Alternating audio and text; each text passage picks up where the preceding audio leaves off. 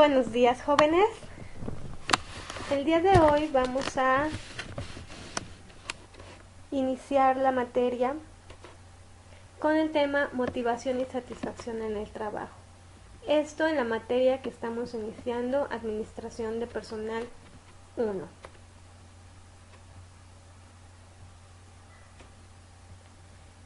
Concepto e importancia. El comportamiento de los seres humanos obedece generalmente a sus motivaciones.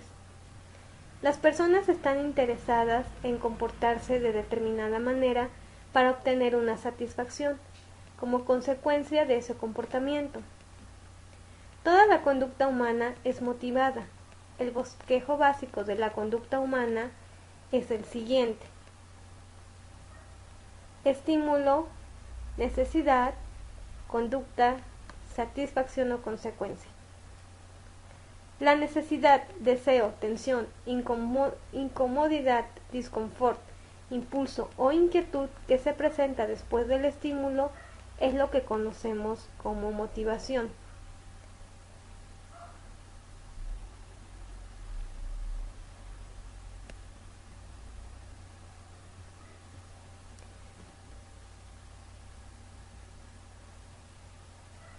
El proceso sucede en el interior de la persona, debido a un estímulo que puede haber sido externo o también interno, por lo que podemos observarla, pero eso no significa que no exista.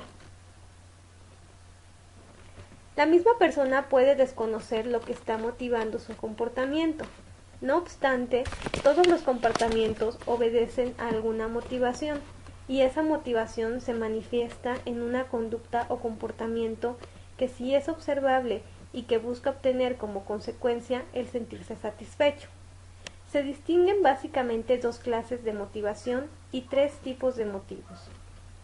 Tipos de motivación. Por un lado tenemos la motivación intrínseca, que conforma o surge dentro del sujeto obedeciendo a motivos internos. Ejemplo, deseos de aprender para saber más, necesidad de hacer bien las cosas por satisfacción propia. Y por otro lado tenemos la motivación extrínseca. Se estimula desde el exterior, ofreciendo recompensas. Por ejemplo, llegar a tiempo al trabajo para ganar un bono de puntualidad. Tipos de motivos. Tenemos tres: motivos aprendidos, motivos no aprendidos y motivos combinados. En el caso de los motivos no aprendidos están como ejemplos el hambre, la sed, la necesidad de conservar la temperatura corporal, necesidad de recuperar las energías perdidas, etc. Dentro de los motivos aprendidos tenemos, por ejemplo, la necesidad de aprender, necesidad de prestigio, necesidad de estatus.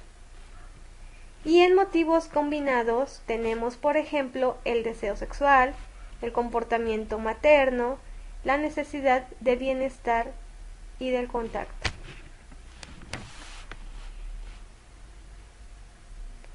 Si algo impide que la satisfacción se logre, entonces se presenta lo que conocemos como frustración.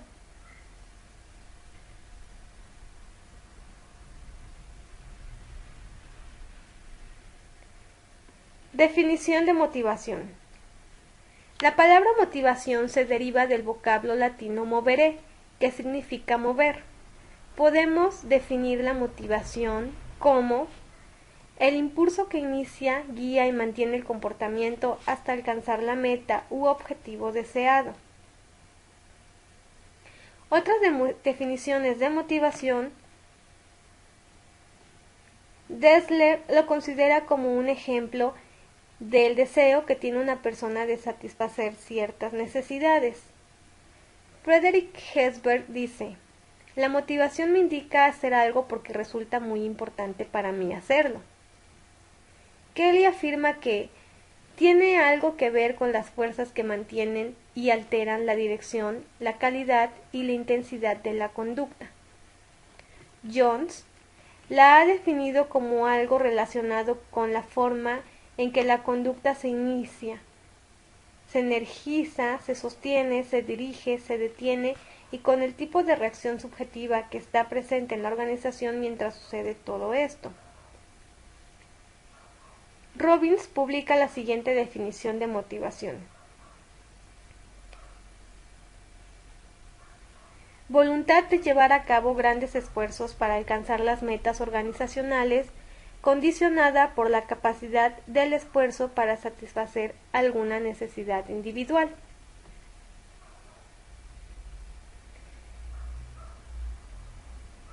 Así tenemos el siguiente esquema.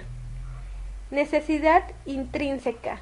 Esto nos genera una tensión y esta tensión nos incentiva. Así los incentivos nos generan un comportamiento, el cual nos va a guiar hacia satisfacer una necesidad. Una vez satisfecha la necesidad, existirá una reducción de la tensión. El proceso de motivación, las motivaciones difieren de un individuo a otro, evolucionan y pueden cambiar con el transcurso de los años y de las épocas. La satisfacción en el trabajo pasa evidentemente por la satisfacción con el salario, pero esto no es todo. La motivación de los trabajadores es de una dinámica compleja.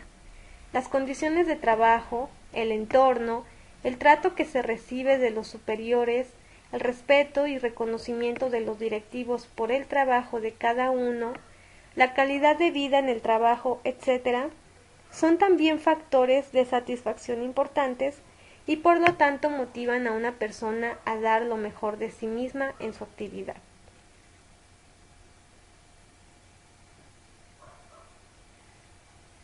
El clima laboral. El clima laboral no es otra cosa que el medio en el que se desarrolla el trabajo cotidiano. La calidad de este clima influye directamente en la satisfacción de los trabajadores y por lo tanto en la productividad.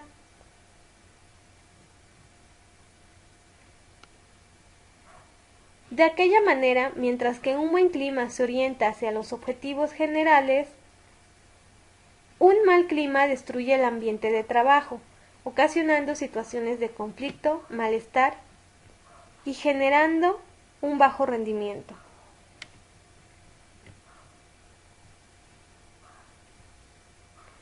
La calidad del clima laboral se encuentra íntimamente relacionado con el manejo social de los directivos, con los comportamientos de los trabajadores, con su manera de trabajar y de relacionarse con su interacción con la empresa, con las relaciones con las máquinas que se utilizan y con las características de la propia actividad de cada uno. Propiciar un buen clima laboral es responsabilidad de la alta dirección, que con su cultura y sus sistemas de gestión prepararán el terreno adecuado para que se desarrolle. Las políticas de personal y de recursos humanos, la mejora de ese ambiente y del uso de técnicas precisas como escalas de evaluación para medir el clima laboral. El clima laboral u organizacional es un fenómeno complejo, dinámico y multidimensional que presenta las siguientes variables. Diseño y estructura organizacional.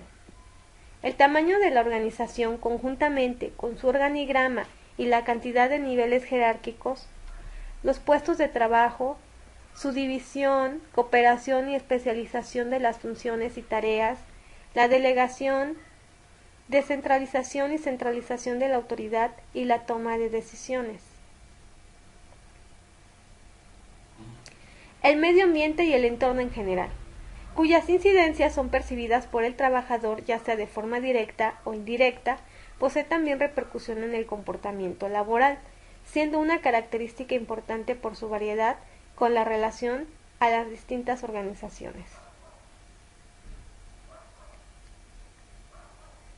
Los recursos humanos y su gestión están estrechamente relacionados con los distintos procesos de las organizaciones que son percibidos y caracterizan el clima. Entre ellos tenemos la comunicación, su dirección, y si la misma es simétrica o complementaria, los conflictos aparecidos, su gestión y solución, la posición relativa de los puestos de trabajo y su consecuente o no aplicación del sistema salarial y de incentivos. La situación psicológica de cada trabajador, grupo u organización en general y otros aspectos como los valores, normas y las actitudes vistos a través de percepciones caracterizan el clima organizacional.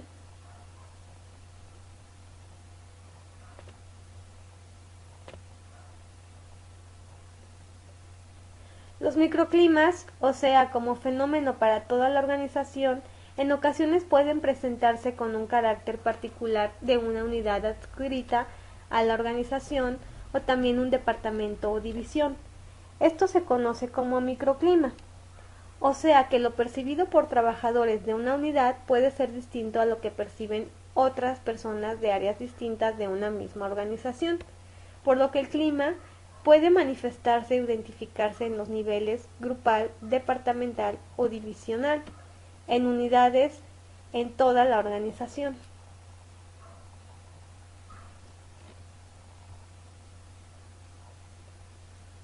Teorías motivacionales.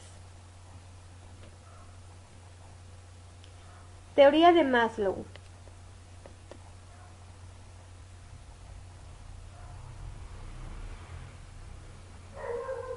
La pirámide de las necesidades, quizá una de las teorías más conocidas sobre la motivación, es la de la jerarquización de necesidades humanas de Abraham Maslow.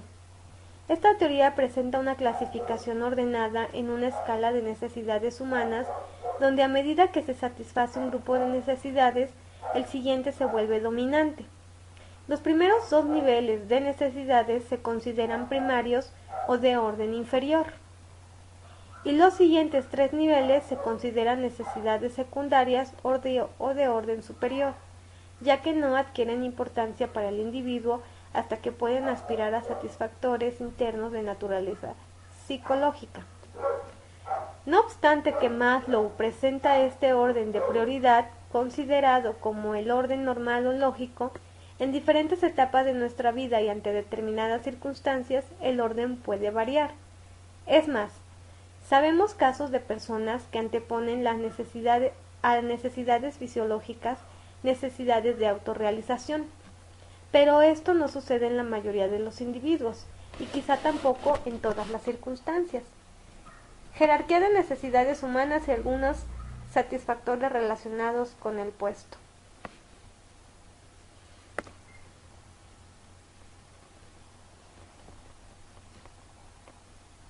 Fisiológicas: respiración, alimentación, descanso, sexo, homeostasis. Seguridad: seguridad física de empleo, de recursos, moral, familiar, de salud, de propiedad privada. Afiliación, amistad, afecto, intimidad sexual. De reconocimiento, autorreconocimiento, confianza, respeto, éxito. Autorrealización, moralidad, creatividad, espontaneidad, falta de prejuicios, aceptación de hechos, resoluciones de problemas. Teoría de Heisenberg de la motivación, higiene.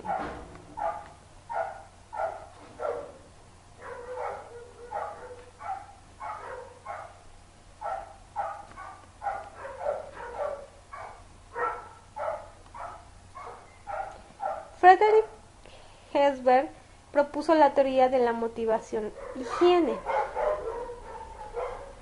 Partiendo de la pregunta ¿qué desea la gente de su puesto de trabajo?, realizó sus investigaciones llegando a clasificar los factores intrínsecos de motivación y los factores extrínsecos o higiénicos. Cuando las personas interrogadas se sentían bien con su trabajo, tendían a atribuir esta situación a ellos mismos, mencionando características o factores intrínsecos como los logros, el reconocimiento, el trabajo mismo, la responsabilidad, los ascensos y el crecimiento o desarrollo. los cuales están directamente relacionados con la satisfacción en el puesto de trabajo. En cambio, cuando estaban insatisfechos, tendían a citar factores extrínsecos tales como las políticas y la administración de la compañía, la supervisión, las relaciones interpersonales y las condiciones de trabajo. De acuerdo con Herzberg, los administradores que procuran eliminar factores que crean insatisfacción en el puesto pueden apaciguar las inquietudes de sus trabajadores, pero no necesariamente los motivan. Como conclusión, Herzberg ha indicado que características como las policías y la administración de la empresa, la supervisión y las relaciones interpersonales, las condiciones de trabajo y los sueldos pueden conceptuarse como factores de higiene. Cuando son adecuados, la gente no estará insatisfecha, sin embargo, tampoco estará satisfecha.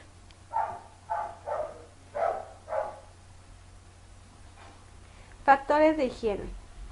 Factores económicos como sueldos, salarios, prestaciones, condiciones laborales como iluminación y temperatura adecuada, entorno físico seguro, de seguridad, privilegios de antigüedad, procedimientos sobre quejas, reglas de trabajo justas, políticas y procedimientos de la compañía.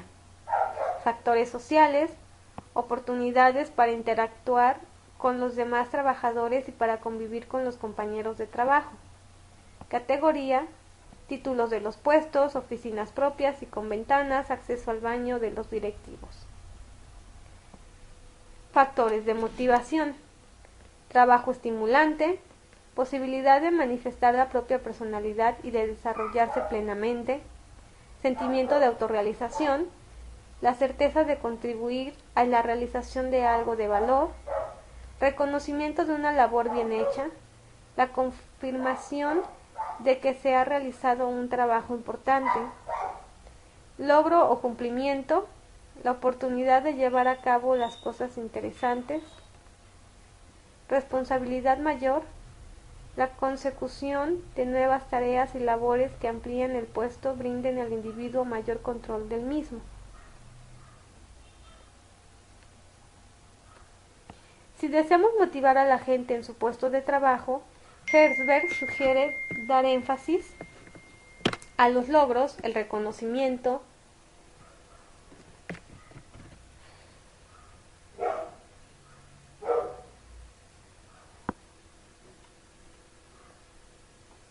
y el trabajo mismo.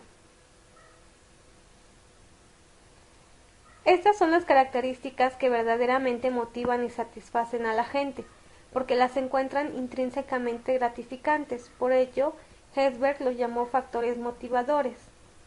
La teoría de Herzberg, como todas, también tiene sus detractores que critican la objetividad de sus investigaciones, de sus resultados y de sus postulados, pero a pesar de las críticas es una de las más conocidas y gozó de una gran popularidad a mediados de los 60, y a ella se le atribuyen muchas de las decisiones que se toman en la empresa con una organización de los puestos en formas verticales. Teoría de las necesidades de McLean David. McLean investigó a gerentes y ejecutivos de éxito en empresas de primer mundo y realizó comparaciones con ejecutivos y gerentes de empresas tercermundistas. Realizó sus estudios utilizando técnicas proyectivas para formular sus teorías de necesidades. En su teoría se enfocó fundamentalmente a tres necesidades básicas: logro o realización, poder y afiliación. Necesidades de logro o de realización. El impulso de sobresalir, de tener logros en relación con un conjunto de normas, de luchar por tener éxito. Necesidades de poder. Se refiere a la necesidad de hacer que otros se comporten de determinada manera, diferente a como hubieran actuado de manera natural. Necesidad de afiliación. Es el deseo de tener relaciones interpersonales amistosas y cercanas. McClelland investigó ampliamente sobre todo la necesidad de logro, sustentando que las personas que tienen éxito desarrollan una fuerza que los impulsa a sobresalir, de realizar bien las propias tareas y llegar a ser el mejor en todo lo que se hace, no por el interés en las recompensas, sino por la satisfacción del logro de realización.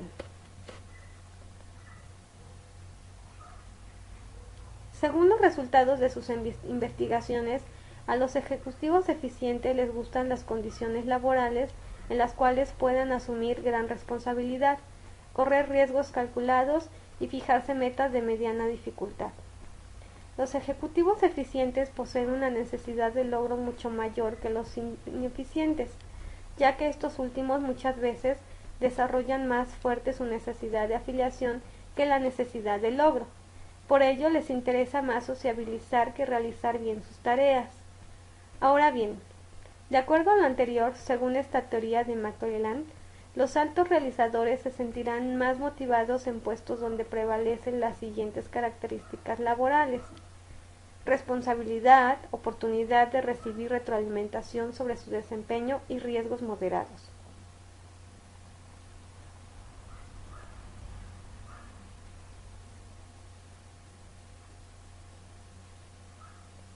La evidencia muestra que los altos realizadores tienen éxito en actividades empresariales como cuando manejan sus propios negocios. Una gran necesidad de logro o realización no garantiza ser un buen administrador dentro de una gran empresa, porque la persona estará más interesada en lucirse a través de realizaciones personales que en influir en otros para que se desempeñen bien en sus puestos. De ahí que un ejecutivo exitoso en su propio puesto tiene una alta necesidad de logro. Si se le asciende, puede resultar no ser un buen gerente. De la misma manera que un eficiente administrador general o un gerente de organización no suele tener una gran necesidad de logro, las necesidades de afiliación y de poder tienden a estar relacionadas estrechamente con el éxito administrativo. Los mejores administradores son aquellos con grandes necesidades de poder y bajas necesidades de afiliación.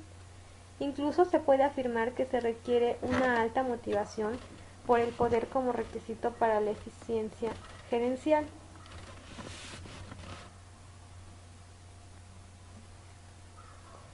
McClelland trató de desarrollar el impulso de realización de las personas sugiriendo 4 etapas específicas. 1. El individuo debe esforzar por recibir la retroalimentación necesaria. Al hacer esto, la persona se asegura de obtener el reforzamiento de los éxitos, vigorizando con ello el deseo de alcanzar logros más elevados. 2. El individuo debe buscar modelos de realización escogiendo personas que desarrollen un buen trabajo y tratando de emularlos. 3. El individuo debe tratar de modificar su imagen personal, imaginándose a sí mismo como alguien que necesita éxito y los desafíos. El individuo debe controlar las fantasías pensando y hablándose a sí mismo en términos positivos. Las empresas han experimentado en la capacitación de los empleados para que logren estimular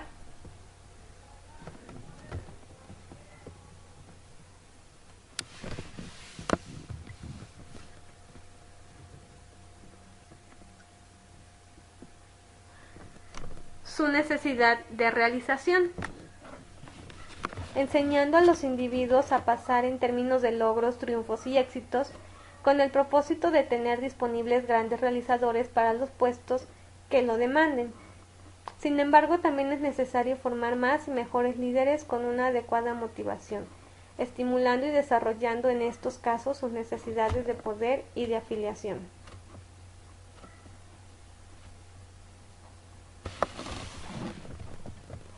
Teoría de las expectativas.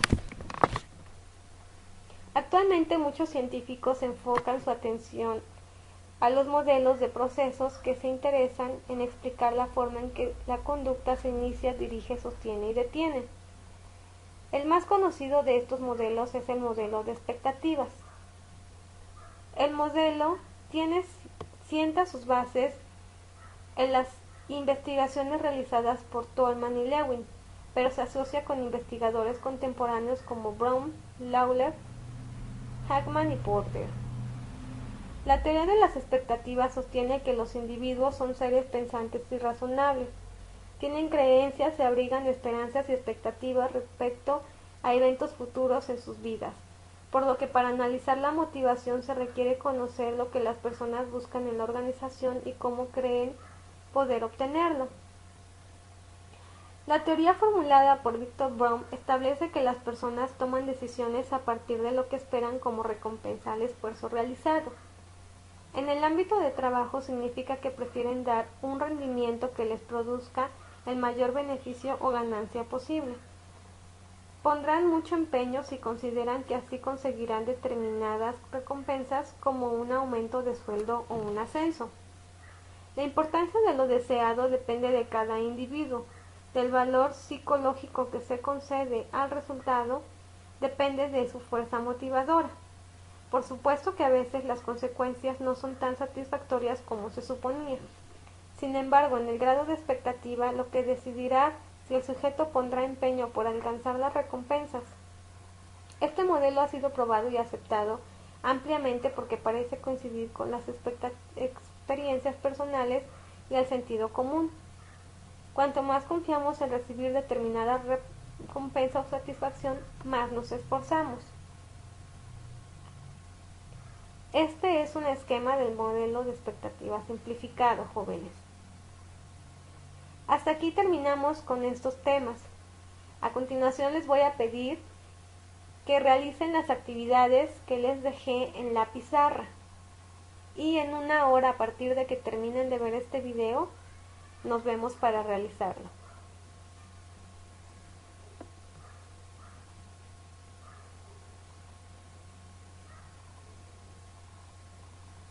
Esto es a las 5:30 lo revisamos, ¿ok? Gracias.